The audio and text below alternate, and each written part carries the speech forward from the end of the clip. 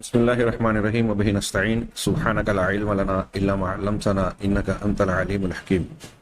الحمد لله رب العالمين والصلاة والسلام على سيد المرسلين وعلى آله وصحبه أجمعين ومن تبعهم بإحسان إلى يوم الدين. أعوذ بالله من الشيطان الرجيم. بسم الله الرحمن الرحيم. آمن الرسول بما أنزل إليه من ربه والمؤمنون كل آمن بالله وملائكته وكتبه ورسله لا نفرق بين أحد من رسله وقالوا سمعنا وأطعنا غفرانك ربنا وإليك المصير. ناظرین گرامی، فرشتوں پر ایمان سے متعلق آخری چند نکات باقی رہ گئے ہیں. آئیے ہم ان پر نگاہ ڈالیں. پہلے اس بات پر گفتگو کریں کہ انسانوں کو عام طور سے جو اشرف المخلوقات کہا جاتا ہے، وَلَقَدْ كَرَّمْنَا بَنِي آدَمَ وَحَمَلْنَاهُمْ والی جو آیت ہے قرآن مجید کی، اس کے تحت میں اور پھر جو ایک مشہور بات یہ ہے کہ اللہ تبارک و تعالیٰ نے جب آدم علیہ السلام کو بنایا، پیدا کیا اور فرشتوں سے کہا اسجدوا لآدم، آدم کو سجدہ کرو، تو عمومی طور سے یہ بات اس سے مستنبط کی جاتی ہے کہ انسان اشرف المخلوقات ہے، اور ان دو دلیلوں کے پیش نظر کچھ لوگوں کا کہنا ہے، بلکہ اکثر لوگ یہ مانتے ہیں کہ انسانوں کا درجہ فرشتوں سے بھی برتر ہے. لیکن یہاں ایک بات کی وضاحت، اس میں کوئی دو رائے نہیں ہے، کہ جب انسانوں اور فرشتوں کے درمیان تفاضل کی بات ہوتی ہے تو یہاں صالح اور نیک انسانوں کا مسئلہ یا مومنین اہل ایمان کا معاملہ زیر بحث ہوتا ہے، نہ کہ تمام انسانوں کا. ایسے دیکھا جائے تو تخلیقی اعتبار سے، مادہ تخلیق اور استعداد و صلاحیت کے اعتبار سے دنیا کے سارے انسان دنیا کی مخلوقات کے مقابلے میں اللہ تبارک و تعالیٰ کی جانب سے شرف اور عزت دیے گئے ہیں. ان کی بناوٹ دیگر جانوروں اور جانداروں سے بہتر ہے. ان کے اندر عقل اور شعور ہے، جس کی بنیاد پر انسان نئی نئی چیزیں ایجاد کرتا ہے، اپنے لیے کھانے پینے کی، استعمال کی چیزیں بناتا ہے، شاندار گھر کی تعمیر کرتا ہے، لباس کپڑے بناتا ہے، نئی نئی سواریوں کی ایجاد کر رہا ہے، نئی نئی مشینیں بنا رہا ہے، پانی میں کی تہوں میں جا رہا ہے، آسمان کی بلندیوں پر سفر کر رہا ہے. یہ عقل اور شعور کی استعداد کی وجہ سے ہے، اور اس استعداد کی بنیاد پر دنیا کی مخلوقات میں انسان کو بحیثیت انسان دیگر مخلوقات پر عزت، شرف اور اونچا مقام حاصل ہے. لیکن معنوی اعتبار سے، درجے کے اعتبار سے اگر دیکھا جائے تو انسانوں میں نیک اور بد دونوں ہیں، اہل ایمان اور اہل کفر و شرک بھی ہیں. اگر ایمان والا بندہ ہے تو یہ اعلیٰ ترین مقام پر اللہ تبارک و تعالیٰ کی جتنی فرما برداری اور ایمان کے درجات میں جتنی بلندی حاصل کرتا جائے گا، اس کا درجہ اتنا اونچا اور اس کا مقام اتنا اعلیٰ ہوتا جائے گا، یہاں تک کہ وہ دیگر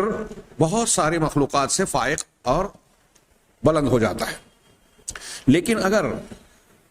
انسان کفر اور شرک کی وادیوں میں اور اللہ کی نافرمانی میں پڑا ہوا ہے، اس میں ملوث ہے، تو اللہ تبارک و تعالیٰ نے اہل کفر و شرک کو کہا اولئک کالانعام بل ہم اضل. یہ جانوروں اور چوپایوں کی طرح ہے، بلکہ ان سے بھی گئے گزرے ہیں، ان سے بھی زیادہ گمراہ ہیں، کہ ان کا انجام تو جہنم والا یا اللہ کے عذاب والا نہیں ہوگا، لیکن کفر شرک اور نفاق والے اللہ کے عذاب سے دوچار ہونے والے ہیں. لہٰذا ان کا درجہ تو جانوروں اور دیگر مخلوقات سے بھی کمتر ہو گیا. ثم رددناہ اسفل سافلین. یہاں جو بحث ہے ہماری فرشتوں اور انسانوں کے مقابلے میں، وہ اہل ایمان کا، یعنی صالح البشر، نیک انسان.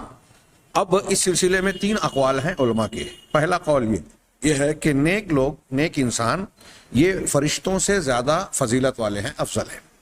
دوسرا قول یہ ہے کہ ملائکہ یہ نیک انسانوں سے زیادہ فضیلت والے ہیں. تیسرا قول یہ ہے کہ اس سلسلے میں توقف اختیار کیا جائے اور کسی بات پر جزم کے ساتھ سے کوئی قول نہ اختیار کیا جائے. قرآن اور حدیث اور عہد اول کے لوگوں نے اس سلسلے میں کلام نہیں کیا، لہٰذا اس قول کے قائلین کا کہنا ہے کہ ہمیں بھی اس سلسلے میں خاموشی اختیار کرنا چاہیے۔ میرے سامنے جو مذکرہ ہے، صاحب مذکرہ نے اس میں یہ بات کہا، یہ ذکر کی کہ ان میں سے ہر فریق، 3 اقوال میں سے جس قول کے قائل علماء ہیں، ہر فریق اور ہر گروہ بڑی مضبوط دلیلیں پیش کرتا ہے، اپنی اپنی بات کے لیے مضبوط دلیلیں پیش کرتا ہے، جبکہ دوسرا گروہ اس کا رد کرتا ہے۔ میں ایک مثال دوں کہ مثال کے طور پہ جو لوگ کہتے ہیں کہ انسانوں کا درجہ فرشتوں سے بھی افضل ہے، یہ مشہور دلیل پیش کی جاتی ہے کہ حضرت آدم علیہ السلام کو سجدہ کرنے کے لیے اللہ نے فرشتوں سے کہا، حکم دیا اسجدوا لآدم فسجد الملائکہ کلہم، تمام فرشتوں نے حضرت آدم علیہ السلام کو سجدہ کیا، سجدہ ریز ہو گئے۔ تو لوگوں نے کہا عام قول کے مطابق کہ دیکھیں یہ دلیل ہے اس بات کی کہ آدم علیہ السلام کا درجہ فرشتوں سے بھی افضل ہے۔ جو لوگ فرشتوں کو افضل کہتے ہیں وہ اس کا جواب یہ دیتے ہیں کہ اللہ تبارک و تعالیٰ نے انبیاء ہی کو نہیں، تمام مسلمانوں کو، سب لوگوں کو حکم دیا ہے کہ کعبہ کی طرف رخ کر کے سجدہ کریں، اس کا طواف کریں، کعبہ کا سجدہ کریں، اس کی طرف رخ کر کے استقبال قبلہ۔ تو کیا اس کا یہ مطلب لیا جائے کہ کعبہ کا درجہ جو عمارت ہے، ہاں، وہ اہل ایمان اور انبیاء کرام علیہ السلام سے زیادہ ہے؟ ظاہر سی بات ہے کہ یہ کوئی نہیں مانتا۔ چنانچہ وہ اس کا جواب یہ دیتے ہیں کہ کعبہ اگرچہ فضیلت والا ہے، اللہ تعالیٰ کے یہاں مقدس اس کا گھر ہے، لیکن اس کی طرف رخ کر کے سجدہ کرنے سے یہ ثابت نہیں ہوتا کہ اس کا درجہ مومنین سے اعلیٰ ہے، اونچا ہے۔ اسی طرح وہ لوگ کیا دلیل دیتے ہیں، ان کی دلیلوں میں سے ایک دلیل بیان کر رہے ہیں کہ اللہ تبارک و تعالیٰ نے، اللہ کے رسول حدیث قدسی میں ذکر کیا کہ جب بندہ میرا تنہائی میں ذکر کرتا ہے اپنے دل میں، تو میں اپنے دل میں اس کا ذکر کرتا ہوں نفس میں، اور اگر وہ کسی گروہ میں ملا کا لفظ ہے ذکر کرتا ہے فذکرتہ فی ملأ خیر منہ او کما جاء فی الحدیث، صحیح حدیث ہے بخاری وغیرہ کی، تو میں اس بندے کا ذکر اس سے وہ جس گروہ میں جماعت میں کر رہا ہے اس سے بہتر جماعت میں کرتا ہوں۔ تو گویا اس جملے سے یہ پتہ چلا کہ انسانوں کی جماعت، مومنین کی جماعت میں جب ہم اللہ کا کوئی ذکر کر رہے ہیں، تقریر کر رہے ہیں، درس قرآن دے رہے ہیں، تو اللہ تبارک و تعالیٰ جب ہمارا ذکر وہاں کر رہا ہے تو اللہ تعالیٰ کہہ رہا ہے کہ اس مجلس سے زیادہ خیر و برکت والی یا زیادہ اونچے درجے والی مجلس وہ ہے۔ اسی طرح ان لوگوں نے استدلال کیا کہ اللہ تبارک و تعالیٰ نے کہا کہ لن يستنكف المسيح ان يكون عبدا لله ولا الملائكة المقربون، تو پہلے مسیح کا ذکر کیا، پھر ملائکہ مقربین کا ذکر کیا، تو اس سے یہ بظاہر معلوم ہوتا ہے کہ یہ ملائکہ مقربین جو ہیں یہ زیادہ فضیلت والے ہیں۔ لیکن جو لوگ انسانوں کو اشرف کہتے ہیں وہ اس کا مختلف انداز میں جواب دیتے ہیں کہ فضیلت اور خیریت کے اعتبار سے اعتبار الگ الگ ہوتے ہیں، لہذا بعض وجہ اور بعض اعتبار سے کہیں کچھ کہا گیا اور کہیں یہ کہا گیا۔ ہاں، چنانچہ یہ جو کہہ رہے ہیں واقعی علامہ ابن ابی العز رحمہ اللہ نے شرح العقیدہ طحاویہ میں اس مسئلے کو 10-11 صفحات میں اس پر بحث کی اور ذکر کیا، اور ہر فریق کی دلیل کو نقل کر کے دوسرے فریق نے جو اس کا جواب دیا اس کا تذکرہ کیا، لہذا ان کی یہ بات درست نظر آتی ہے۔ وہ کہتے ہیں کہ اہل علم اور نظر کے اعتبار سے ہر گروہ نے اپنی اپنی مضبوط دلیلیں دی ہیں، چنانچہ ان دلیلوں پر غور کرنے والا انسان اگر ان دلیلوں میں سے ہر ایک کی دلیل کو کھنگا لے گا تو جس مسلک یا قول کی دلیل کو دیکھے گا کہ یہ فرشتوں کو اشرف کہتے ہیں، یہ انسانوں کو اشرف کہتے ہیں، یہ توقف اختیار کرتے ہیں، تینوں گروہ کی دلیلیں دیکھے گا تو ہر ایک کی دلیل کو دیکھنے کے بعد لگے گا کہ ہاں اس کے پاس مضبوط دلیل ہے، فیصلہ کرنا مشکل نظر آئے گا۔ ہاں، اور جن لوگوں نے یہ کہا کہ چونکہ قرآن حدیث نے باقاعدہ اس مسئلے کو ذکر کر کے چھیڑا نہیں ہے، تفاضل بین الملائکہ و صالح البشر ذکر نہیں کیا، عہد اول میں اس قسم کی بحث بظاہر نہیں تھی، لہذا اس مسئلے میں نہیں پڑھنا چاہیے اور اس بحث کا کوئی ثمرہ اور فائدہ یا نتیجہ نہیں ہے۔ لیکن صاحب معجم نے کہا کہ جب ہم نے معاجم میں غور کیا تو کچھ ضعیف حدیثیں اس معنی کی ملی کہ اللہ تبارک و تعالیٰ نے انسانوں کو فرشتوں پر، انسانوں میں جو اہل ایمان اور صالح بشر ہیں ان لوگوں کو فرشتوں پر زیادہ عزت بخشی ہے۔ ان کا فرشتوں کی زبانی ایک قول ایک ضعیف حدیث میں ہے کہ کرمتا علینا بنی آدم وآتیتہم الجنۃ من بعدنا، کہ اے اللہ تو نے بنو آدم کو ہم پر عزت بخشی۔ ہاں، قرآن میں ابلیس کا جملہ اس طرح کا ہے، قرآن مجید میں، ہاں، ھذا الذی کرمت علیہ، یہ آدم جس کو تو نے مجھ پر عزت بخشی ہے، ہاں اس کا ایسا ایسا معاملہ ہے، اور وہ ابلیس نے یہ استدلال کیا کہ میں چونکہ آگ سے بنا ہوں، یہ مٹی سے، اور آگ مٹی سے بہتر ہے، انا خیر منہ ہوں، تو بظاہر اس نے اپنے زیادہ بہتر ہونے کو سجدہ نہ کرنے کی وجہ اور علت بیان کی، جبکہ یہاں اللہ کا حکم تھا، یہ ایک دوسری بحث ہے۔ تو اس کے ظاہرے سے یہ معلوم ہوتا ہے کہ گویا آدم کو سجدہ کرنے میں آدم کی تفضیل اور افضلیت کا اظہار ہے۔ اور یہاں اس ضعیف حدیث سے بھی گویا وہ ابلیس کا قول جو قرآن نے نقل کیا، اور یہاں کہ تو نے بنی آدم پر کو ہم پر عزت دی اور انہیں جنت دیا ہمارے بعد، ہاں کہہ رہے ہیں کہ یہ پورے پچھلے دواوین میں، کتابوں میں یہ حدیثیں اس قسم کی اور اس معنی کی موجود ہے، اور اہل علم نے عام طور پر اس پر کوئی تبصرہ یا رد نہیں کیا ہے۔ یہ اس بات پر دلالت کرتی ہے کہ سلف نے کم از کم ان روایتوں کو برقرار رکھا، اور یہ بحث کسی نہ کسی شکل میں ہلکے ہی سطح پر ان کے یہاں بھی موجود تھی، گویا یہ امر مسلم تھا۔ علامہ ابن کثیر رحمہ اللہ نے اس کا تذکرہ کیا ہے کہ اس مسئلے میں سب سے زیادہ قدیم گفتگو جس کا سراغ ملتا ہے، ثبوت ملتا ہے، وہ حضرت عمر بن عبد العزیز رحمہ اللہ کی مجلس میں اس کا تذکرہ ملتا ہے۔ علامہ ابن ابی العز رحمہ اللہ نے شولق طحاویہ میں حضرت امام ابو حنیفہ رحمہ اللہ کا ذکر کر کے کہا کہ پہلے ان کا قول تھا کہ انسان اشرف المخلوقات ہے، نیک بندے فرشتوں سے افضل ہے، بعد میں ان کا یہ قول ہوا کہ فرشتے نیک صالح بندوں سے بہتر ہے، پھر آخر میں ان کا قول یہ ہو گیا کہ نہیں، اس سلسلے میں بہتر ہے کہ توقف اور خاموشی اختیار کیا جائے، اس لیے کہ اس کا کوئی نتیجہ اور فائدہ نہیں ہے۔ خود علامہ ابن ابی العز نے بھی اسی قسم کی بات آخر نتیجے کے طور پر بیان کی ہے۔ مجھے اچھی طرح یاد ہے، حوالہ فی الحال ذہن نشین نہیں، کہ علامہ ابن تیمیہ رحمہ اللہ کا ایک قول کسی کتاب میں نے پڑھا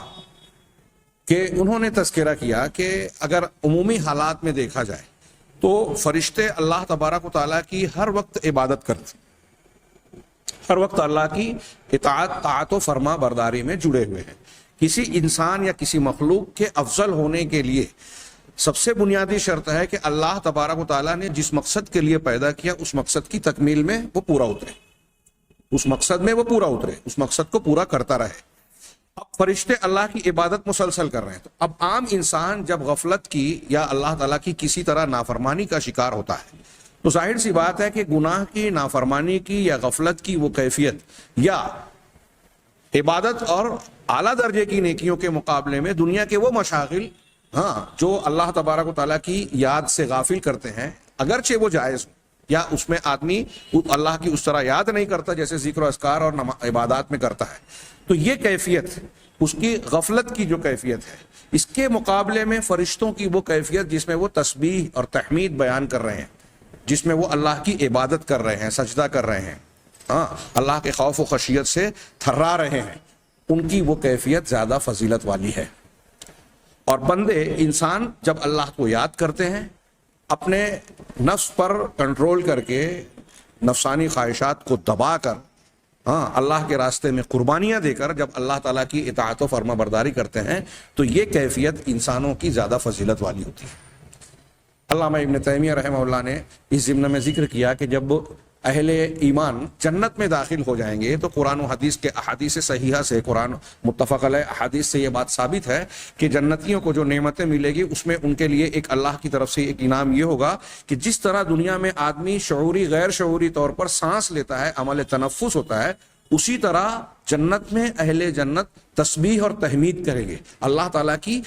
پاکی اور اس کی حمد و ستائش بیان کریں گے مسلسل۔ تو علامہ ابن تیمیہ کہتے ہیں کہ اہل جنت کی یہ جو کیفیت ہوگی کہ اللہ کا مسلسل ذکر کریں گے، جیسے دنیا میں سانس لیتے ہیں سوتے جاگتے، وہاں ہر لمحہ اسی طرح اللہ کا ذکر کریں گے سانس کے لینے کی طرح، تو ان کی اہل جنت کی یہ کیفیت فرشتوں کی اس کیفیت، فرشتوں کی کیفیت کے مقابلے میں بہتر ہوگی، افضل ہوگی۔ یہاں صاحب مذکرہ نے اس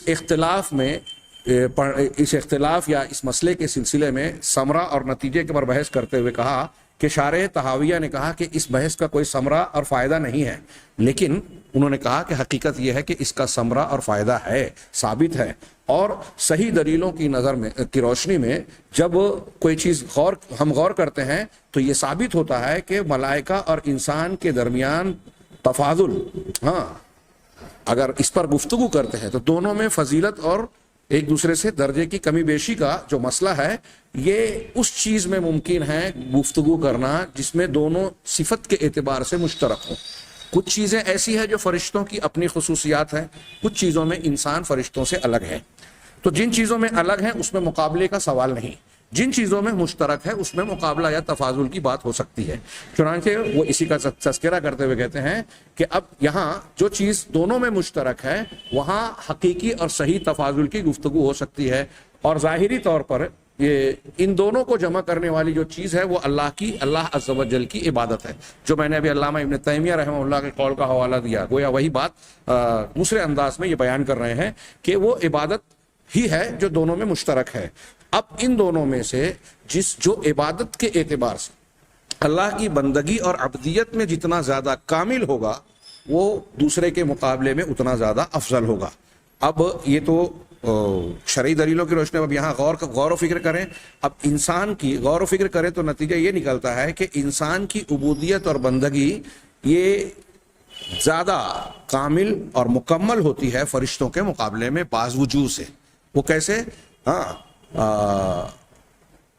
حالانکہ اس بات پر کچھ لوگ یہ رد کر سکتے ہیں کہ انکار کر سکتے ہیں کہ بھئی فرشتے تو اللہ کی معصیت کرتے ہی نہیں ہیں، تو پھر انسان کا عبادت کا معاملہ فرشتوں سے اونچا کیسا؟ فرشتے تو اللہ کی عبادت سے تھکتے ہی نہیں ہیں، انسان تھکتا ہے۔ تو وہی کہہ رہے ہیں، تو ہم یہ کہیں گے کہ فرشتے جو ہیں ان سے معصیت کا وقوع نہیں ہوتا، اور نہ ہی وہ معصیت اور گناہ کی طرف مائل ہوتے ہیں، ان کے اندر گناہ کا مادہ یا عنصر موجود ہی نہیں ہے۔ لیکن انسان، جہاں تک انسان کا معاملہ ہے تو وہ معصیت اور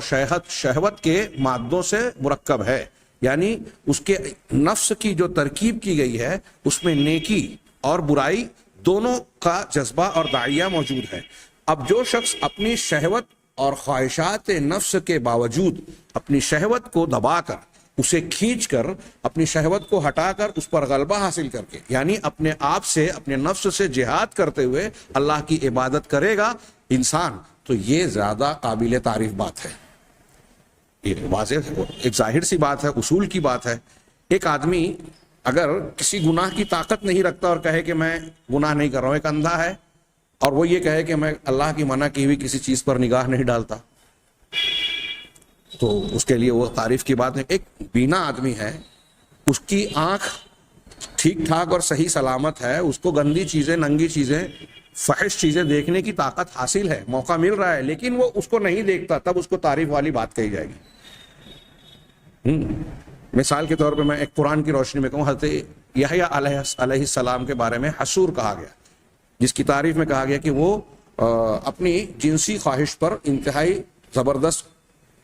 کنٹرول اور قابو رکھنے والے تھے۔ ہاں، زنا، بدکاری یا ناجائز رشتوں کی طرف قطعی مائل نہیں تھے، ہاں، تصور ہی نہیں تھا کہ وہ کسی اجنبی عورت کی طرف دیکھیں۔ ایک منکر حدیث سے میری گفتگو ہوئی، وہ کہنے لگا کہ کیا اس کا مطلب یہ ہے کہ ان کے اندر قوت مردانہ ہی نہیں تھی؟ حضرت یحییٰ علیہ السلام نے حسور کے معنی میں اس نے یہ گفتگو کی، تو میں نے جو جواب دیا اس کے بعد میں مزید دیکھا اور اس کو جواب دیا، تو اہل علم نے لکھا کہ اگر حضرت یحییٰ علیہ السلام کے اندر قوت مردانہ نہیں ہوتی تو ان کی پاک دامنی پر اللہ تبارک و تعالیٰ ان کی تعریف نہیں کرتا۔ ایک آدمی کسی گناہ کی قدرت رکھنے کے بعد اگر اس گناہ سے بچے تو اس کی تعریف کی جاتی ہے۔ معتزلہ نے یہ بحث کی، جیسے مثال کے طور پہ اللہ کی صفات کے باب میں، کہ اللہ تبارک و تعالیٰ کو جیسے ہم کہتے ہیں کہ وہ پاک ہے، عیوب سے پاک ہے، ظلم سے پاک ہے، جھوٹ سے پاک ہے۔ ہمارے یہاں دیوبندی بریلیوں میں یہ بڑی بحث چلی، یہ بحث کرنا اچھی بات نہیں ہے، لیکن یہاں اہل علم نے، جو ہمارے اہل سنت نے ماضی میں جواب دیا منکرین صفات کا، وہ کہتے ہیں کہ اللہ تبارک و تعالیٰ ظلم کی طاقت ہی نہیں رکھتا، ظلم سے پاک ہے ہم کہتے ہیں۔ معتزلہ نے کہا کہ اللہ کی طاقت اور قدرت میں ہے ہی نہیں کہ ظلم کرے۔ تو اہل علم، اہل سنت والجماعت کے کبار علماء اور ائمہ نے جواب دیا کہ اگر طاقت نہیں رکھتا تو یہ چیز تعریف کی نہیں ہوتی۔ اللہ تعالیٰ نے حدیث قدسی میں فرمایا مسلم شریف کی کہ یا عبادی انی حرمت الظلم علیہ، میں نے، اے میرے بندو، میں نے ظلم کو اپنے اوپر حرام کیا۔ اگر اللہ تعالیٰ کے اندر ظلم کی قدرت ہی نہ ہوتی تو یہ بات بولنے کا کوئی مطلب ہی نہیں ہوتا کہ میں نے اس کو اپنے آپ پر حرام کیا ہے. میں نے اپنے آپ پر حرام کیا, اب میں ظلم نہیں کرتا, انصاف کرتا ہوں, یہ تعریف کی بات. تو اچھی طریقے سے یہ بات ذہن میں رہے کہ اگر ایک انسان یا کوئی وجود کسی نافرمانی, گناہ اور برائی کی طاقت رکھتا ہے اور اس طاقت اور قدرت کے باوجود اپنے آپ کو اس برائی سے بچاتا ہے, تو یہ تعریف کی بات ہوئی, یہ زیادہ اونچے درجے کی بات ہوئی. اب یہاں ہم دیکھتے ہیں کہ فرشتے بھی اللہ کی عبادت کرتے ہیں, انسان بھی اللہ کی عبادت کرتے ہیں. فرشتوں کے اندر اللہ کی عبادت کے کرتے ہوئے نہ تھکنے کا وصف موجود ہے اور نہ ہی وہ اس سے رکتے ہیں, تھکتے ہیں, اور اس کے بالمقابل اللہ کی نافرمانی کا مادہ ان کے اندر ہے ہی نہیں. انسانوں کے اندر دونوں مادے ہیں, نیکی کا بھی برائی کا بھی, ایمان کا بھی کفر کا بھی. اب ایک بندہ مومن کفر کے تقاضوں, اپنی خواہشات نفس اور باقی دوسرے دوائی اور تقاضوں کو رد کر کے, اپنے نفس پر جہاد کر کے, اپنے آپ کو گناہ سے بچا کر اپنے آپ کو اللہ کے حوالے کر رہا ہے, اللہ کی عبادت کر رہا ہے, تو یہ زیادہ قابل تعریف بات ہے, زیادہ اونچے درجے کی بات ہے. وہی بات یہ کہہ رہے ہیں. پھر ملائکہ کا معاملہ تو یہ ہے کہ ان کو عبادت نہ تھکاتی ہے نہ وہ اس سے اکتاتے ہیں.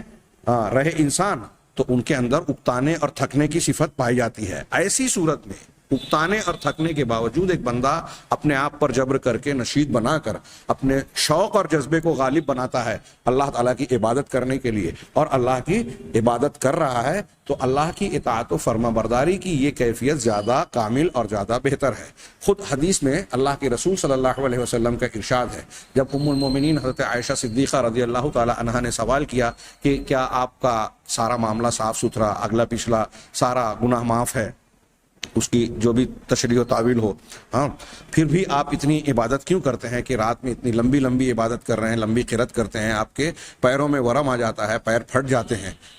کیوں ایسا کرتے ہیں؟ تو کہنے کا کیا میں شکر گزار بندہ نہ بن جاؤں؟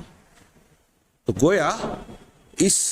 اللہ کے نبی صلی اللہ علیہ وسلم کے اسوے میں ہم دیکھ رہے ہیں کہ آپ کے اندر بشری تقاضے موجود ہیں. خود ام المومنین اس کی طرف اشارہ کر رہی ہیں. آپ کے عبادت سختی سے, شدت سے کرنے میں پیروں میں ورم ہو رہا ہے. فرشتوں کو اس قسم کے عارضے لاحق نہیں ہوتے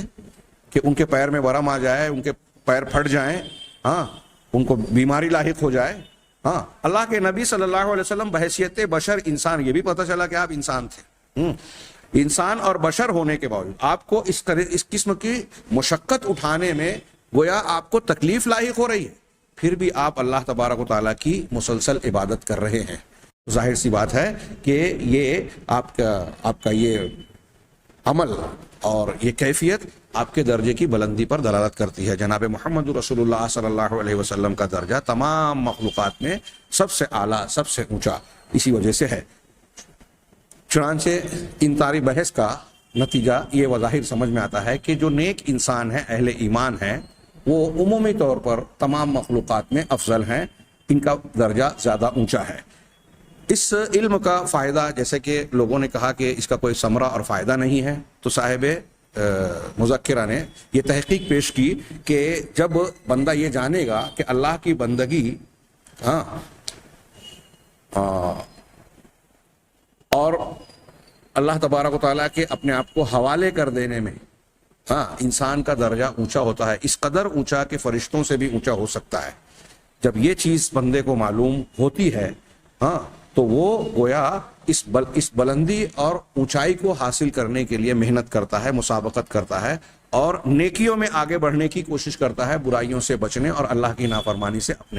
اپنے آپ کو بچانے کی کوشش کرتا ہے. ظاہر سی بات ہے کہ یہ بہت اہم ثمرہ اور نتیجہ ہے. اس کے بعد ہم یہ انسانوں اور فرشتوں میں فضیلت والی گفتگو کے بعد ایک بحث جیسا کہ میں نے ذکر کیا تھا, یہ سوال کہ کیا فرشتوں کو موت واقع ہوتی ہے. یہاں موسوعہ میں اس کا ہلکا سا ذکر کیا ہے انہوں نے, اس میں تھوڑی سی وضاحت کے ساتھ اسے بیان کرنا چاہوں گا. انہوں نے کہا کہ ظاہری نصوص, قرآن اور حدیث کی نصوص جو ہیں بظاہر یہ بیان کرتی ہیں کہ فرشتے سارے کے سارے یا بعض سور میں پھونکے جانے تک زندہ رہیں گے. یعنی جس وقت سور میں پھونکا جائے گا وقوع قیامت کے لیے, اس وقت تک سارے فرشتے یا بعض فرشتے زندہ رہیں گے، ان میں سے کسی کو موت نہیں آئے گی. لیکن علماء کا اس کے بعد اختلاف ہے کہ جب سور پھونکا جائے گا، ہاں جب سور پھونکا جائے گا تو جیسا کہ قرآن و حدیث کے عمومی ادلہ کہتے ہیں کہ سور پھونکنے کے بعد سارے زندہ لوگ مر جائیں گے سوائے اللہ کے. کل شیء ہالک الا وجہہ، ہاں کل من علیہا فان، علیہا میں زمین کی تخصیص ہو گئی، اس لیے کوئی کہہ سکتا ہے کہ فرشتے تو آسمان کی مخلوقات ہیں. کل من علیہا فان ویبقى وجہ ربک ذو الجلال والاکرام. اس قسم کے عمومی ادلہ اور دلائل سے جو یہ معلوم ہوتا ہے کہ اللہ تبارک و تعالی ذو الجلال والاکرام کی ذات کے علاوہ جتنے بھی زندہ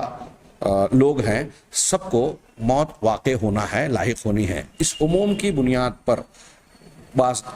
عام طور سے اہل علم کہتے ہیں کہ فرشتوں کو بھی موت آئے گی، چاہے وہ اللہ کی مشیت کے مطابق عارضی طور پر ہی ہو. تو اختلاف علماء کے درمیان سور پھونکنے کے وقت کے بارے میں ہے کہ اس وقت ان کی موت ہوگی یا نہیں. فہل یشمل ذلک الملائکہ ام لا، کیا یہ عمومی ہلاکت کا معاملہ اللہ کے علاوہ ساری مخلوق کو موت واقع ہو جائے گی، تباہی ہو جائے گی، تو اس میں فرشتے بھی داخل ہیں یا نہیں؟ شیخ الاسلام علامہ ابن تیمیہ کا قول صرف انہوں نے نقل کیا اور کہا کہ جس جانب شیخ الاسلام ابن تیمیہ گئے ہیں وہ یہ ہے کہ ملائکہ سور پھونکے جانے کی وقت بھی جو ہے بے ہوشی ان پر بھی طاری ہوگی ساری مخلوقات کی طرح. وہ کہتے ہیں علامہ ابن تیمیہ کہ الذی علیہ اکثر الناس، وہ موقف اور مسلک جس پر اکثر لوگ ہیں کہ تمام مخلوق کو موت آئے گی، یہاں تک کہ ملائکہ کو بھی، فرشتوں کو بھی موت آئے گی. وحتی اسرائیل ملک الموت، یہاں تک کہ اسرائیل جو کہ موت کے فرشتے ہیں ان کو خود بھی موت آ جائے گی. مجموع الفتاوی سے یہ عبارت نقل کی ہے. اب آگے وہ کہتے ہیں، صاحب موسوعہ کے مؤلفین کہتے ہیں، مرتبین، کہ اس کی شہادت اللہ تعالیٰ کا یہ قول اور فرمان دیتا ہے، اور اس کی تشریح میں آنے والی حدیث جو سورہ صبر کی آیت ہم نے کئی مرتبہ پڑھی، حتی اذا فزع عن قلوبہم قالوا ماذا قال ربکم، کہ جب ان کے دلوں سے خوف چھٹتا ہے تو وہ کہتے ہیں کہ تمہارے رب نے کیا کہا. قالوا الحق، تو فرشتے آپس میں کہتے ہیں کہ جو کہا حق کہا، سچ کہا. وہ العلی الکبیر، وہ العلی اور الکبیر ہے، ہاں بلند ہے اور بڑا ہے.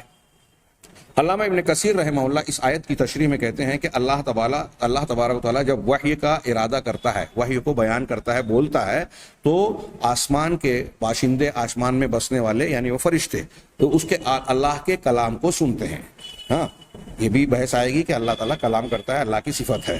تب اس وقت جو ہے تمام فرشتے ہیبت اور دہشت کے مارے کپ کپا جاتے ہیں، اور اس قدر ان پر کپ کپی اور دہشت طاری ہوتی ہے کہ وہ بے ہوشی کا شکار ہو جاتے ہیں. تفسیر ابن کثیر میں دیکھا جا سکتا ہے. حضرت عبداللہ ابن مسعود رضی اللہ تعالیٰ عنہ کی مشہور روایت ہے، اللہ کے رسول صلی اللہ علیہ وسلم نے فرمایا کہ اذا تکلم اللہ بالوحی، جب اللہ وحی کے ساتھ کلام کرتا ہے تو اہل سما یعنی فرشتے اسے سنتے ہیں ایک زنجیر کی آواز کی طرح، جو کہ صاف شفاف پتھر پر زنجیر ماری جائے اور اس کی جھنکار جو ہے دور تک جاتی ہے ایک دوسرے سے ٹکرانے کی وجہ سے، تو اس وقت وہ بے ہوش ہو جاتے ہیں. فلا یزالون کذالک حتی یأتیہم جبرائیل، وہ اسی طرح بے ہوشی کی حالت میں ہوتے ہیں یہاں تک کہ ان کے پاس جبرائیل آتے ہیں. ہاں روایتوں میں ہے کہ حضرت جبرائیل بھی بے ہوش ہوتے ہیں، پھر جب سب سے پہلے انہیں ہوش آتا ہے پھر اللہ تعالیٰ ان کو وحی اور ارادہ اپنا بیان فرماتا ہے، فیصلہ بیان کرتا ہے. پھر حضرت جبرائیل ان فرشتوں کے پاس آتا ہے اور وہ فرشتے بھی ہوش میں آتے ہیں، تو ان کے دلوں سے خوف چھٹتا ہے، بے ہوشی کی کیفیت دور ہوتی ہے. تو حضرت جبرائیل سے وہ لوگ کہتے ہیں کہ تمہارے پروردگار نے اے جبرائیل کیا کہا؟ تو حضرت جبرائیل کہتے ہیں الحق، جو بات کہی حق کہی، اور پھر ان کو وہ بات بھی بتاتے ہیں یا اس کی تفصیل نہیں ہے تو وہ کہتے ہیں الحق الحق، واقعی اللہ نے جو کہا حق ہے حق ہے. یہ حدیث واقعی کئی باتیں بیان کرتی ہے جس میں اللہ کی عظمت و کبریائی کا بھی احساس ہوتا ہے. خاص طور سے ان مشرکین کے لیے اس حدیث میں غور کرنے کا بڑا درس اور سبق موجود ہے جو نیک اور صالح بندوں پر تکیہ کرتے ہیں اور یہ سمجھتے ہیں کہ اللہ کے مقابل ان سے ہم کچھ لے لیں گے، یا اللہ اگر آپ کو کسی چیز سے محروم کر رہا ہے یا اللہ ناراض ہے تو یہ راضی کر لیں گے. ہاں غور کرنے کی بات ہے کہ اللہ تعالیٰ کوئی فیصلہ کرنا چاہ رہا ہے، وہی کرنا چاہ رہا ہے، تو فرشتے جن کے اندر کوئی خرابی نقص عیب کی بات ہے ہی نہیں، ان کی یہ حالت ہوتی ہے کہ دہشت کے مارے بے ہوش ہو جاتے ہیں، اور اللہ کا جو بھی فیصلہ ہوتا ہے سننے کے بعد کہتے ہیں کہ اللہ نے جو کہا حق ہے حق ہے. تو کیا کوئی نیک بندہ اللہ کے کسی فیصلے پر اعتراض کر سکتا ہے؟ کوئی صالح بندہ نبی پیغمبر ہو یا ولی صالح ہو وہ یہ کہہ سکتا ہے کہ اللہ تعالیٰ تو اپنا فیصلہ تبدیل کر لے؟ یہ کوئی کہہ سکتا ہے؟ سوال ہی پیدا نہیں ہوتا۔ اگر کوئی ایسا سمجھ رہا ہے تو اس نے اللہ کی قدر اور مقام پہچانا ہی نہیں ہے۔ خالق اور مخلوق، آقا اور غلام کے درمیان کا فرق جانا ہی نہیں ہے، جیسا کہ اللہ تبارک و تعالیٰ کا معاملہ ہے۔ چنانچہ اس حدیث کو نقل کرنے کے بعد جو یہاں ہماری بحث ہے اس پر استدلال کرتے ہوئے علامہ ابن تیمیہ رحمہ اللہ کہتے ہیں اس حدیث کی روشنی میں، یہ ابو داؤد اور مسند احمد وغیرہ میں اس کو علامہ الوانی نے صحیح کہا ہے، یہ علامہ ابن تیمیہ کہتے ہیں کہ اس حدیث میں اللہ کے نبی نے خبر دی کہ فرشتے بے ہوشی کا شکار ہوتے ہیں، ان پر صعق یا صعق یعنی بے ہوشی طاری ہوتی ہے، اور کون سی بے ہوشی؟ صعق الغشی، بے ہوشی کا صعق ان پر طاری ہوتا ہے۔ پس جب بے ہوشی کا طاری ہونا ان پر جائز ہے تو موت کی غشی کا طاری ہونا یا موت کے صعق کا طاری ہونا بھی ان پر جائز ہے۔ یہ بات علامہ ابن تیمیہ نے استدلالن کہی کہ جب فرشتے بے ہوش ہو سکتے ہیں تو یہ جیسے ایک عارضی بے ہوشی ہے، ویسے عارضی طور پہ اللہ تعالیٰ کی مشیت کے مطابق ان پر موت بھی طاری ہو سکتی ہے اور ہوگی۔ عموم ادلہ کی بنیاد پر یہ کہہ رہے ہیں، استدلال کر رہے ہیں، جس پر اکثر علماء کا قول ہے۔ اسی طریقے سے وہ کہتے ہیں کہ رہا اللہ تعالیٰ کے ارشاد میں یہ استثناء کہ اللہ نے کہا وَنُفِخَ فِي الصُّورِ، سور میں جب پھونکا جائے گا فَصَعِقَ مَن فِي السَّمَاوَاتِ وَمَن فِي الْأَرْضِ إِلَّا مَن شَاءَ اللَّهُ، تو بے ہوش ہو جائیں گے۔ صعق یہاں موت کی بے ہوشی ہوگی، جو آسمانوں میں ہیں اور جو زمین میں۔ دیکھیے اس آیت کے عموم سے بھی معلوم پڑتا ہے کہ اس میں فرشتے جو آسمانوں میں ہیں یعنی فرشتے بھی داخل ہیں، الا من شاء اللہ، سوائے اس کے جس کو اللہ چاہے۔ تو اب جس کو اللہ چاہے میں کون لوگ داخل ہیں؟ کچھ لوگوں کا کہا کہ فرشتے یا مخصوص فرشتے، کچھ لوگوں نے حضرت جبرائیل اور حضرت خود سور پھونکنے والے حضرت اسرافیل کو اس سے مستثنیٰ کیا۔ یہ الگ الگ اقوال ہیں، اور یہاں علامہ ابن تیمیہ کے قول میں یہ ہے کہ یہ جو استثناء ہے یہ شامل ہے ان لوگوں کو جو جنت میں ہوں گے، اس لیے کہ جنت ایسا مقام ہے جہاں کسی کو موت نہیں آئے گی۔ اب شہداء کی روحیں یا جو بھی وہاں جنت میں ہیں ان کو موت نہیں آئے گی۔ یہ فرشتوں کی موت سے متعلق ان پر طاری ہوگی یا نہیں اس کا ذکر تھا۔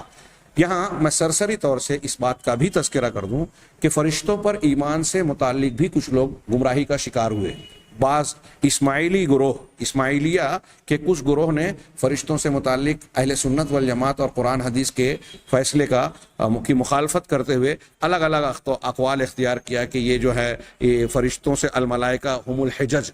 وہ حجتیں ہیں، دلیلیں ہیں، اور ان کی دعوت پر قائم لوگ افراد کو کہتے ہیں۔ کچھ فلاسفہ کا یہ گمان ہے کہ فرشتے جو ہیں دراصل عقول مجردہ ہیں اور نفوس مدبرہ ہیں، یعنی اس کائنات کے جو عناصر جو اس کائنات کے نظام کو چلا رہے ہیں اور ہمارے اندر تدبیر کرنے والی جو عقل ہے، عقل مدبرہ، اس کو فرشتہ کہا گیا۔ فرشتہ الگ سے کوئی موجود مخلوق نہیں ہے، اور فرشتوں کے وجود کا جن لوگوں نے انکار کیا اس میں امریکہ کی ایک تنظیم امت الاسلام چلانے والے ایک شخصیت ہے، مشہور شخصیت ایجا محمد، وہ اس تنظیم کے لیڈر ہیں۔ ان کے یہاں ایک قول اور اصول یہ ہے، اس تنظیم کا یا ان لوگوں کے فکر کا اصول یہ ہے کہ ایمان ان چیزوں پر لایا جائے گا جس کو انسان محسوس کر سکتا ہے یا جو چیزیں دیکھی جا سکتی ہے، بس ان چیزوں پر ایمان لائے گئے۔ گویا یہ سائنٹیفک چیزوں یا مادی بنیادوں پر ایمان لانے والی بات ہے۔ اور چونکہ فرشتے محجوب ہیں، دکھائی نہیں دیتے انسانوں کو، لہذا ان پر اس تنظیم اور ان کے اصولوں کے مطابق ان پر ایمان لانا ضروری نہیں ہے۔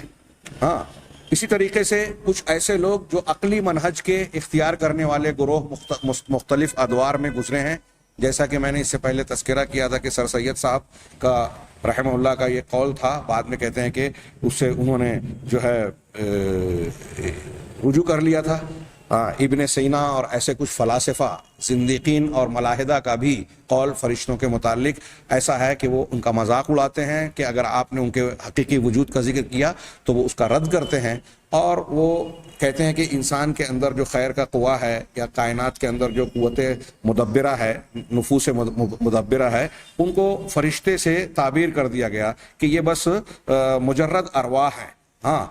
یہ فرشتوں کو ایک وجود کے ساتھ جو بات کرتے ہوں یا ایک حقیقت کا روپ رکھتے ہوں، اس اعتبار سے ان کا انکار کرتے ہیں۔ ہاں، اس سلسلے میں اور بھی کچھ اقوال ہیں،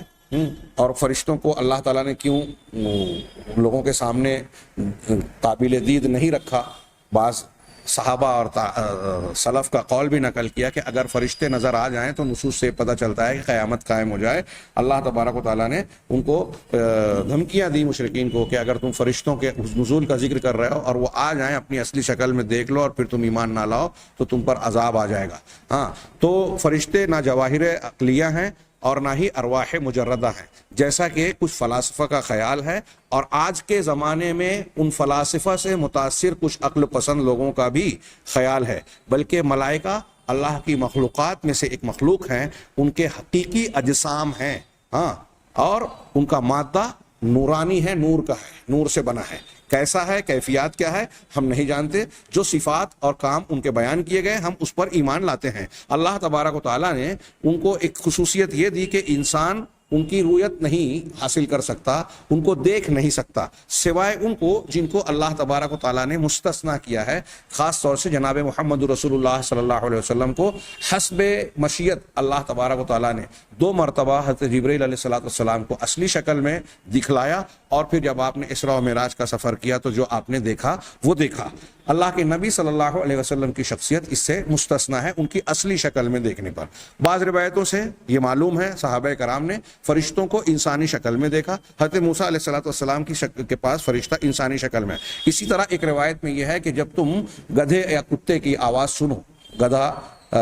رینکے یا کتا بھونکے، تو اس وقت اللہ تبارک و تعالیٰ سے بچاؤ مانگو، اس سے پناہ طلب کرو، ہاں، اپنے آپ کو شیطان سے بچانے کے لیے پناہ طلب کرو، تعوذ پڑھو، اور اس لیے کہ اس نے شیطان کو دیکھا۔ اور اگر مرغ کی بانگ سنو، مرغا جب چلاتا ہے، جس کو مرغ کی بانگ کہتے ہیں، تو تم اللہ تعالیٰ سے اس کا فضل مانگو، اس لیے کہ اس نے فرشتے کو دیکھا۔ اب وہ کس طرح دیکھا، کیسے دیکھا، اللہ بہتر جانتا ہے۔ تو گویا یہ بات واضح اور معلوم ہے کہ اللہ تبارک و تعالیٰ نے اس کو ایک مخلوق بنایا ہے اور ان کا ایک وجود ہے۔ اب ان کو ماننے میں یہ فلاسفہ اور اہل عقل عقلانیین یا گمراہ فرقے جو باتیں مانتے ہیں، ہم اس کا رد کرتے ہیں۔ اب فرشتوں پر ایمان لانے کے فوائد کیا ہیں؟ اس کے بہت سارے فائدے بیان کیے جا سکتے ہیں۔ ہاں، میرے سامنے جو مذکرہ ہے اس میں انہوں نے 5 ایمان کی جو 6 بنیادیں ہیں ان میں سے بقیہ 5 سے اس کو جوڑا ہے کہ اگر ایک انسان فرشتوں پر ایمان رکھتا ہے تو حقیقت میں اس کا ان 5 چیزوں پر ایمان مضبوط ہوتا ہے۔ سب سے پہلے اللہ پر ایمان۔ جب بندہ یہ جانے گا کہ اللہ تبارک و تعالیٰ کی ہی مخلوق فرشتے ہیں اور ان کی ایسی ایسی خصوصیات ہیں، وہ اتنی قوت والے ہیں، بستی کو اٹھا سکتے ہیں، اور ان کے اندر یہ قوت اور صلاحیتیں موجود ہیں، تو اس سے اللہ تبارک و تعالیٰ کی قدرت کا پتہ چلتا ہے، قدرت کاملہ کا، حکمت بالغہ کا۔ ساتھ ہی ساتھ جب یہ مثال کے طور پہ پتہ چلتا ہے کہ کچھ فرشتے ہیں جو اللہ کے عرش کو اٹھائے ہوئے ہیں، تو اس سے یہ پتہ چلتا ہے کہ اللہ کا عرش ہے۔ پھر اس سے یہ بھی پتہ چلتا ہے کہ اللہ عرش کے اوپر مستوی ہے۔ پھر یہ جب سنتے ہیں کہ عرش پر مستوی ہے اور فرشتے زمین سے لوگوں کے اعمال لے کر یا مختلف کاموں کے سلسلے میں اللہ کے حکم کی بجا آوری کرتے ہوئے اللہ کی طرف چڑھتے ہیں، اوپر جاتے ہیں، تو اس سے یہ پتہ چلتا ہے کہ اللہ تعالیٰ علو کی صفت سے متصف ہے، سب کے اوپر ہے، ہر اعتبار سے بلند ہے۔ یہ فرشتوں کے متعلق جو کچھ تفصیلات ہم جانتے ہیں اس میں بہت ساری چیزیں اللہ پر ایمان سے تعلق رکھنے والی ہیں۔ فرشتے ہمارے اعمال کو لکھ رہے ہیں، ان کا حساب و کتاب ہوگا، یہ نامہ اعمال قیامت کے دن دیا جائے گا، اس سے ایمان بالآخرہ کی تقویت ملی۔ یہ تقدیر کے ساتھ لکھا ہوا ہر چیز ہے جو کچھ اس میں لکھتے ہیں، یا تقدیر پر کو کچھ فرشتے اس کی حفاظت کر رہے ہیں ان کی چیزوں کی، تو اس سے تقدیر پر ایمان مضبوط ہوتا ہے۔ فرشتے اللہ کے انبیاء علیہ السلام پر جو ہے وحی لے کر آتے ہیں، ہاں، ان کی مختلف موقعوں پر اللہ کے حکم سے مدد کرتے ہیں، جیسے کہ غزوہ بدر میں، غزوہ احزاب اور غزوہ حنین کے موقع پر اللہ تعالیٰ نے ایسے لشکروں کو نازل کیا جس کو ہم نہیں دیکھ سکتے، یعنی فرشتوں کو۔ اس سے یہ پتہ چلتا ہے کہ اللہ تبارک و تعالیٰ کے انبیاء، پیغمبروں اور نیک اور صالح بندوں کی اللہ تعالیٰ ان کے ذریعے سے حفاظت بھی کرتا ہے۔ اس سے فرشتوں سے محبت اور فرشتوں پر ایمان مضبوط ہونے کے ساتھ ساتھ انبیاء کرام علیہ السلام کی حقانیت اور ان کی بزرگی اور ان کی سچائی کا بھی علم ہوتا ہے۔ تو جتنے ایمان کی شکیں ہیں باقی، ان سب کا ربط فرشتوں پر ایمان سے ہے. کتابوں پر ایمان کہ یہ فرشتے کتابیں لاتے ہیں تو اس پر بھی ایمان مضبوط ہوتا ہے. اس کے علاوہ یہاں موسوعہ میں کچھ فوائد کا جو ذکر کیا میں سرسری طور سے اختصار کے طور پر اس کو بیان کروں کہ ایمان بالملائکہ کے بڑے عظیم اثرات اور نتائج برآمد ہوتے ہیں. ان میں سے ایک فائدہ یہ ہے کہ اللہ تبارک و تعالی خالق برتر کی عظمت اور اس کی کمال قدرت اور اس کا سلطان اور اس کا اقتدار معلوم ہوتا ہے. ہاں اس کی تفصیل بیان کریں کہ بھائی ایک ایک فرشتہ اللہ کی مخلوق ایسی ہے کہ وہ بستی کو الٹ پلٹ دے وے. ایک فرشتہ ایسا ہے جو دنیا کے مختلف علاقے میں کسی کی موت ہو رہی ہے روح قبض کر لے وے. جب فرشتے اللہ کی مخلوق ہوتے ہوئے ایسی قدرت رکھتے ہیں, اللہ نے ان کو یہ قدرت دی, تو خود اللہ تبارک و تعالیٰ کی قدرت کا کیا حال ہوگا ہم اس کا تصور نہیں کر سکتے. اور جو پروردگار ایسی قدرت رکھتا ہے کہ ایک فرشتے کو حکم دے کہ دنیا کو الٹ پلٹ کر دے, بستی اور شہر کو پلٹ دے ہوئے, ایک چینخ سے لوگوں کی موت واقع ہو جائے, ایک فرشتہ اس کی مخلوق ایسا کر سکتا ہے اللہ تعالیٰ کے دی ہوئی قدرت اور طاقت کے مطابق, تو خود اس کا اقتدار کتنا زبردست ہے, اس کی قدرت کا کیا حال ہے. کیا کوئی ہے جو اس سے بچ سکتا ہے, اس کے سامنے اکڑ سکتا ہے, اس کے اقتدار کو چیلنج کر سکتا ہے, اس کے فیصلوں کو تبدیل کر سکتا ہے؟ کوئی ذات نہیں ہے. ہاں اللہ تعالیٰ کی قدرت, اس کی عظمت معلوم ہوتی ہے, اس کا سلطان اور اقتدار معلوم ہوتا ہے. ہاں اس کی بے نیازی معلوم ہوتی ہے کہ ہم کو اللہ تبارک و تعالیٰ ہمارا کوئی محتاج نہیں ہے. ہاں ان فرشتوں کا بھی محتاج نہیں. انما امرہ اذا اراد شیئا ان یقول له کن فیکون. تو اللہ تبارک و تعالیٰ, اور نہ ہی اللہ تبارک و تعالیٰ کو ہماری عبادات کی ضرورت ہے, اس لیے کہ اتنے فرشتے, لا تعداد فرشتے ہر وقت اس کی عبادت میں لگے ہوئے ہیں. اسی طریقے سے ان فوائد اور اثرات میں سے ایک فائدہ ہے اللہ تبارک و تعالیٰ کا شکر کا جذبہ پیدا ہونا. اگر ہم فرشتوں کو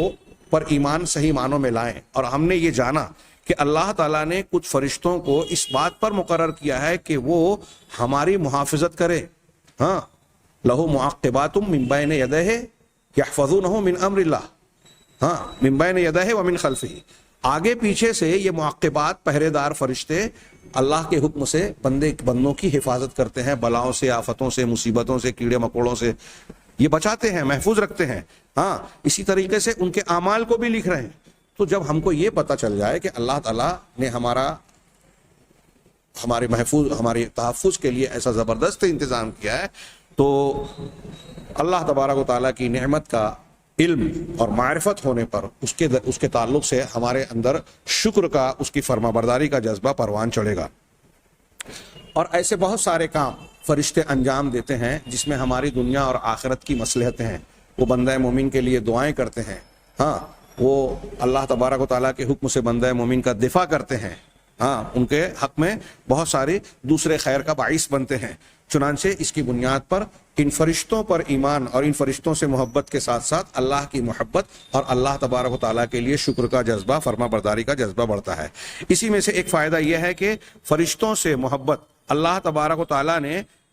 جو ان کو انتہائی کامل اور مکمل طور پر اللہ کی بندگی اور عبادت کرنے کی صلاحیت اور صفت عطا فرمائی ہے, اس بنیاد پر فرشتوں سے محبت پیدا ہوتی ہے. اور پھر اتنا ہی نہیں بلکہ فرشتوں کی سے یہ محبت نیکی کا جذبہ اور انسان کے اندر اپنے اندر فرشتگی اور نیکی کی صفت پیدا کرنے کے جذبے کو بھی پروان چڑھاتی ہے کہ ہمیں بھی ویسی عبادت اللہ کی کرنا چاہیے جیسے فرشتے کرتے ہیں. اسی میں سے ان فائدوں میں سے ایک فائدہ یہ بھی ہے کہ بندہ یہ خیال کرے گا کہ ہم ایسے کام کریں اور ان مقامات پر اپنی حاضری درج کرائیں جہاں فرشتے حاضر ہوتے ہیں, جہاں رحمت کے فرشتے آتے ہیں اور اللہ تبارک و تعالیٰ کے حکم سے اللہ کے بندوں کے لیے دعائیں خیر کرتے ہیں, جیسے مسجدیں ہیں. ہاں اور علم کے حلقات ہیں. آپ نے وہ حدیث پڑھی جس کا میں نے سرسری جی بخاری مسلم کی حدیث ہے کہ کچھ فرشتے ہوتے ہیں جو زمین میں سیاحت کرتے ہیں. ہاں اور جب انہیں ایسے لوگ ملتے ہیں جو اللہ کا علم اور اس کے ذکر کرتے ہیں تو وہ کہتے ہیں کہ حلمو الی احتیاجکم, آؤ اپنی ضرورت کا سامان ہمیں مل گیا, اپنی غذا مل گئی ہے, اور پھر اس کو گھیر کر اپنے پروں کو آسمان تک اس پر جو ہے سایہ کر دیتے ہیں. ایسے لوگوں کے حق میں دعائیں خیر کرتے ہیں. مسجد فرشتوں کا گھر ہے. یہاں میں اضافہ کروں اتنا کہ اگر ایسا ہوگا تو بندہ یہ بھی کوشش کرے گا کہ اس کے گھر میں بھی رحمت کے فرشتے آئیں, اس کا گھر ایسے گناہوں سے، ایسی گندگیوں سے پاک رہے. جس گھر میں کتا ہو، جس گھر میں گھنٹی ہو، جس گھر میں جو ہے بے نمازی ہو، تصویر ہو، تمثال تصویر یعنی مجسمہ ڈھانچہ، اس میں رحمت کے فرشتے نہیں آتے. جب بندہ یہ جانے گا تو اپنے گھر کو ایسے گندگیوں سے صاف ستھرا بنانے کی کوشش کرے گا جس کی بنیاد پر رحمت کے فرشتے آئیں اور اس کے گھر میں رحمت کا نزول ہو، دعائیں ملے. ہاں، اپنے گھر میں قرآن کا ذکر، قرآن کی تلاوت، نمازوں کا اہتمام کرے گا. ہاں، ایک صحابی نے سورہ کہف کی تلاوت رات میں شروع کی تو ایک بدلی جیسی چھائی، ان کا گھوڑا بدکنے لگا اور وہ ڈر کے مارے جو ہے جب نماز مکمل کر لی. اور دوسرے دن بخاری کی حدیث ہے، اللہ کے رسول صلی اللہ علیہ وسلم سے ذکر کیا تو کہا کہ یہ ایک فرشتہ تھا. ہاں، یہ سکینت تھی جو تم پر نازل ہو رہی تھی قرآن کی تلاوت کی وجہ سے. ہاں، بہرحال اللہ کے نبی صلی اللہ علیہ وسلم یہ ان باتوں کے معلوم ہونے سے بندے کے اندر یہ خوبیاں اور یہ اچھائیاں پیدا ہوگی کہ وہ اچھے حلقات کو، اہل علم کی مجلسوں کو، مسجدوں کو، ہاں، علم کے محفلوں کو ترجیح دے گا. اسی طریقے سے ایک فائدہ یہ ہوگا، اس سے ایمان بالملائکہ جتنا مضبوط ہوگا اسی کے اعتبار سے بندے کے اندر یہ جذبہ اٹھے گا کہ وہ اپنے اعمال کو مضبوط سے مضبوط اور بہتر سے بہتر، اپنے نیک اعمال کو، اپنی عبادات کو صحیح اور کامل بنانے کی کوشش کرے گا کہ فرشتوں کی ہم اقتدا کریں، ان کی پیروی کرتے ہوئے اپنے اعمال کو مضبوط اور اچھے سے اچھا بنائیں اور کامل ترین طریقے پر اسے انجام دیں. یہ جذبہ بھی بیدار ہوگا اور یہ ترغیب ملے گی نیکی کی، عبادات کی. اس کے ان فائدوں میں سے ایک فائدے کا ذکر یہاں انہوں نے یہ کیا کہ بندہ کتنا بھی نیک عمل کر لے، ہاں، بڑی نیکیاں کر لی، تو اس نیکیوں کے باوجود وہ یہ غلط فہمی اور اس گھمنڈ میں مبتلا نہیں ہوگا کہ میں بڑا نیک اور بڑا صالح ہوں، میں نے بہت ساری نیکیاں کر لی. اس عمل صالح کی کثرت کا اسے گمان اور گھمنڈ نہیں ہوگا. کیوں؟ اس لیے کہ جب وہ اپنے اعمال، وہ کتنے بھی زیادہ ہوں، اپنے اعمال کا موازنہ اس بات سے کرے گا کہ فرشتے